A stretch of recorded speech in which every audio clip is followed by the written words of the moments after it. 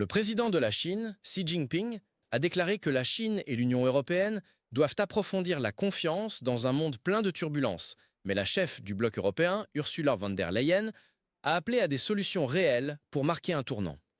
Le leadership chinois vise à se rapprocher de l'UE tout en se positionnant comme un partenaire plus fiable que les États-Unis. Cependant, l'UE a clairement indiqué qu'il existe de profondes divergences sur les questions commerciales, car il y a des préoccupations que les produits chinois bon marché pourraient saturer le marché européen. Bien que l'objectif de la réunion des parties dans la capitale chinoise était de célébrer les 50 ans de relations diplomatiques, la longue liste de plaintes semble avoir préparé le terrain pour un sommet riche en discussions. En accueillant la chef de l'UE, Ursula von der Leyen, et le chef du Conseil européen, Antonio Costa, dans le grand hall du peuple à Pékin, Xi Jinping a déclaré que plus la situation mondiale est complexe, plus il est important que la Chine et l'UE intensifient la communication, augmentent la confiance et approfondissent la coopération.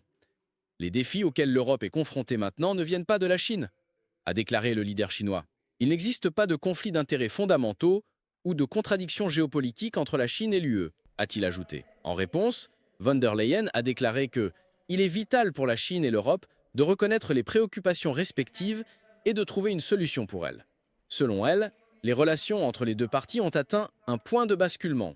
Costa, de son côté, a déclaré au leader chinois que le bloc européen souhaite voir des progrès concrets sur les questions liées au commerce et à l'économie et que les deux parties souhaitent une relation dont elles bénéficient également. L'UE a imposé des tarifs sévères sur les voitures électriques importées de Chine, arguant que les subventions industrielles de Pékin ont injustement nui aux concurrents européens. La Chine a répliqué avec des mesures de représailles contre certains produits alimentaires européens.